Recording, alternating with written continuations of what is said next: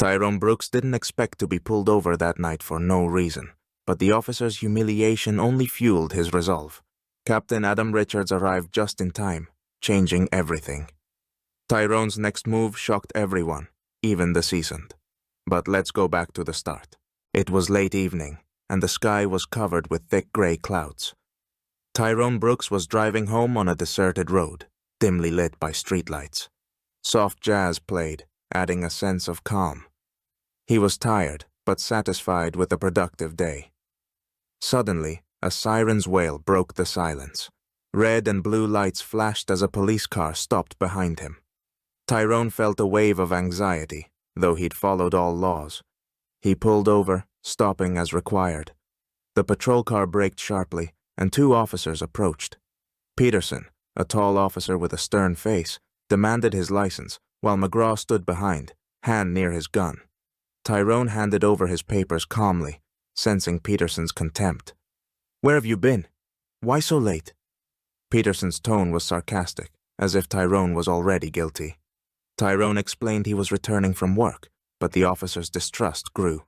McGraw began questioning minor details. "Why are your rear lights dirty?" Tyrone's answers were steady, but his nerves frayed. Peterson suddenly opened the door, ordering Tyrone out. Knowing resistance was futile, he complied. They surrounded him, searched roughly, with Peterson making sarcastic comments. Tyrone remained calm despite the humiliation, fingers white from tension. The search yielded nothing, but the officer seemed determined not to let him off easily. Tyrone knew this was just the start of a long battle for justice. Tyrone stood by the hood of his car, trying to remain calm. The cold night air heightened his sense of helplessness. The officers, unable to find anything suspicious during the search, appeared frustrated and angry. Peterson stepped back, scrutinizing Tyrone as if considering how to humiliate him further. His eyes swept over Tyrone's clothes, and finding no grounds for arrest, he decided to take a different approach. "You're acting way too cocky for someone on the brink of being arrested," Peterson began, his voice loud and arrogant, attracting the attention of passers-by who were slowly gathering along the roadside. "Look at you, all dressed up like you're the king here, not a suspect. Your tone, Brooks, isn't exactly fitting for this situation," McGraw added, his voice uncertain but emboldened by his partner's forcefulness. Tyrone, understanding that the conversation was rapidly turning into a personal attack, looked up but remained silent, fully aware that every word could be used against him. Anger flared inside him, but he pushed it down, recalling the caution his family had always instilled in him. Meanwhile, Peterson crossed the line, making unambiguous racist remarks. "Are you sure this is your car? Guys like you don't usually afford rides like this. Or did you steal it?" he sneered, hoping to provoke a reaction. McGraw, realizing Peterson was going too far, lowered his gaze momentarily, as if sensing the situation was spiraling out of control. But he stayed put, supporting his partner's authority. He merely nodded silently at each new insult, clearly unwilling to intervene. Tyrone, feeling his humiliation shift to a cold calm, suddenly decided to tell the truth. "You better stop before this goes too far," he said evenly. But Peterson ignored his words, his voice growing louder and more aggressive. "You don't have the right to say anything here. People like you never change," he spat out with open hatred. Tyrone knew every step was being recorded on the hidden camera he kept in his car, a small but important precaution he always took after previous encounters with the police. He remained silent, a faint smile appearing on his face, barely noticeable, but it was enough to push Peterson over the edge. "Are you laughing at me?" the officer shouted, stepping forward and shoving Tyrone in the chest. "Think this is all a joke?" "I'm not laughing," Tyrone replied calmly, his gaze firm and confident, the slight smile only emphasizing his composure. This infuriated Peterson even more. McGraw, still wavering, briefly touched his partner's shoulder, as if trying to stop him, but Peterson shook off his hand and continued his insults, completely unaware that his words and actions were all on camera. Tyrone stood his ground, his calm turning into quiet confidence. He knew it wouldn't be long before these men realized the grave mistake they had made by humiliating him that night. The sound of an approaching car cut through the night just after another of Peterson's spiteful comments. The bright headlights of a police car illuminated Tyrone's face, who stood there, teeth clenched, ready to push back. He was about to move, to finally end this humiliating scene, but then the car door opened and a tall man in uniform stepped out. Adam Richards. His gaze was intense and focused, and a golden captain's badge gleamed on his chest. Peterson and McGraw, confident in their authority, froze, surprised to see Adam approaching. Peterson, maintaining his usual sarcastic bravado, raised his hand in a casual greeting. "Well, I guess we have a new spectator," he sneered, but his smile vanished when Adam raised his hand, signaling silence. "What's happening here?" Adam asked coldly, his voice firm but with a fire of determination in his eyes. Peterson hesitated, losing his former confidence under Richard's piercing stare. We're conducting a check," Peterson stammered, but his words sounded unconvincing even to him.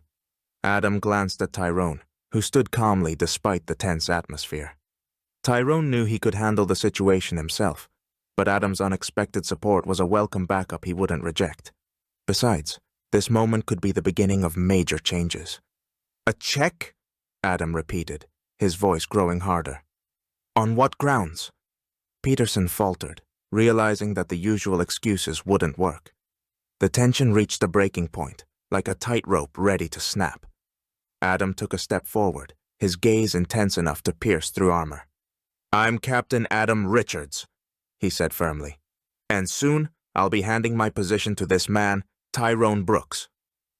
Silence engulfed the road, leaving only Peterson and McGraw's strained breathing. Their expressions changed. Confidence gave way to fear. Peterson paled, and McGraw froze, struggling to grasp the reality. "Now," Adam's voice was calm, but carried a steely threat. "Show me your badges." With trembling hands, Peterson and McGraw reached for their pockets, realizing their power had vanished in an instant. They were no longer the confident representatives of the law, but frightened men standing before the future chief of police. Tyrone watched them with a stony face, inwardly satisfied with how things were unfolding. He knew he could clean up the department, and this night would mark the beginning of a new era, leaving no room for people like Peterson and McGraw. Tyrone turned to Adam and nodded slightly, acknowledging his support. He had been ready to fight alone, but at that moment, his friend's support was timely and important. After Adam Richards' unexpected arrival and his support, the tension eased slightly, but didn't disappear. Peterson and McGraw, previously confident in their immunity, now looked like schoolchildren caught red-handed. They began to mutter incoherently, trying to justify their actions. Peterson, desperately trying to regain control, spoke first, his voice almost trembling. "Captain Richards, it was a misunderstanding. We were just following protocol, not knowing that—" But his words were cut off when Adam raised his hand sharply, demanding silence. His voice was decisive. "Protocol? You really think humiliating a man who can handle this situation himself is protocol? No, your actions were not the defense of the law, but a gross violation."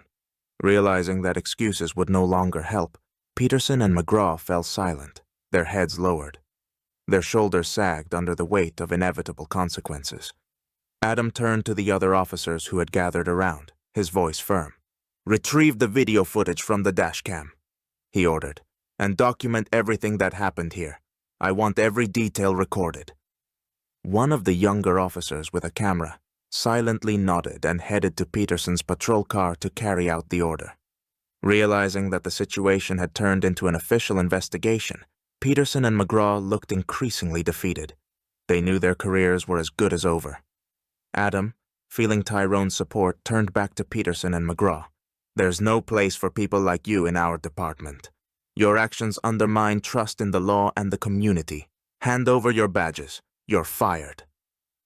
These words landed like a final verdict. The officers, realizing arguing was pointless, handed over their badges without a word, and defeated, walked back to their cars.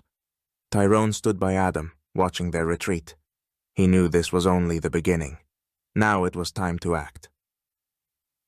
The next day, the local news exploded with headlines about a serious breach of law and a new leader ready to change everything. The video of the incident went viral, sparking outrage and debate on social media. People began gathering for protests, demanding change. Tyrone, aware that this was his chance and backed by Adam's actions, began drafting reform plans.